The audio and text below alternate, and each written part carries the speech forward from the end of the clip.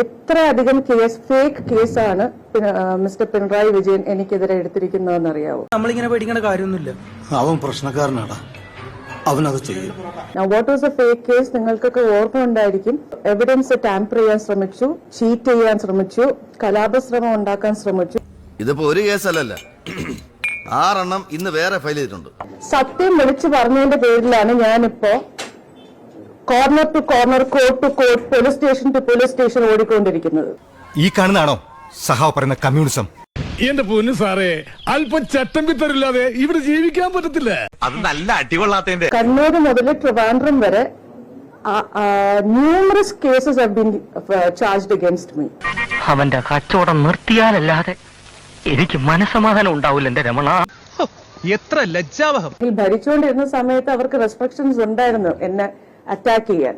പക്ഷെ ഇപ്പൊ അവര് ഭരണത്തിൽ ഇല്ലാത്തപ്പോ ഡബിൾ റിസ്ക് ആണെങ്കിൽ പോലും ഇപ്പൊ അവർക്ക് എന്തും ചെയ്യാനുള്ള ഫ്രീഡം ഉണ്ടല്ലോ. ഞങ്ങൾ വിചാരിച്ച എന്താ നടക്കുന്നത് തനിക്ക് കാണണോ? മോൻ ചെയ്തതിനുള്ളതൊക്കെ മോന് ദൈവം തിരിച്ചു തരും. ഇപ്പൊ ഫോർ എക്സാമ്പിൾ ED ഉദ്യോഗസ്ഥർക്ക് പോലും സേഫ്റ്റി ഇല്ലാത്ത ഒരു സ്റ്റേറ്റ് ആണിത്. അപ്പൊ അയ്യോ, ഓർമ്മിപ്പിക്കല്ലേ പൊന്നെ. ഈ പുതിയ ഗവർണൻസ് എന്തെങ്കിലും ഒരു ജീവിക്കാനുള്ളൊരു പോസിബിലിറ്റി അല്ലെങ്കിൽ ഒരു സാധ്യത ഉണ്ടാക്കി തരുമെന്നാണ് എന്റെ വിശ്വാസം.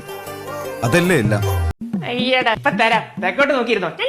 പൊളിറ്റിക്കൽ അജണ്ടയുടെ ഭാഗമായിട്ട് ചാർജ് ചെയ്തിരിക്കുന്ന കേസസ് നിന്നും എനിക്കൊരു മോചനം തരുമോ ഇല്ലേന്ന് റിക്വസ്റ്റ് ചെയ്യാൻ വേണ്ടി we are planning to go and meet the ministers.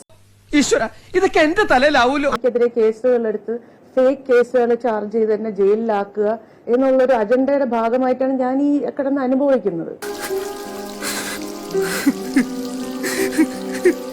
നേരന്നെ അത് ഇത്ര കഷ്ടായി പോയിട്ടോ. ഓൻ എത്ര വിഷമം ഉണ്ടാവില്ല. മിസ്റ്റർ പിണറായി വിജയനെതിരെ ആര് സംസാരിച്ചാലും അവർക്ക് they have to face the worst in the world എന്നുള്ളതാണ് അവരുടെ ഒരു മോഡസ് ഓപ്പറാൻഡി. ശരിയാ, ഞാൻ തോന്നി അതങ്ങനെ വരൂ, അതങ്ങനെ സംഭവിക്കൂ. ഈ ലോകത്തിന്റെ ഒരു പോക്കേ.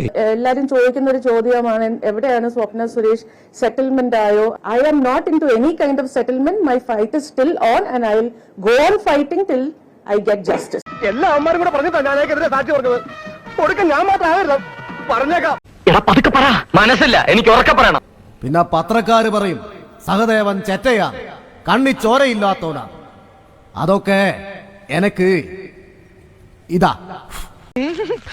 എല്ലാവർക്കും സന്തോഷമായല്ലോ. എനിക്ക് സന്തോഷമായി. എല്ലാവർക്കും പിരിഞ്ഞു.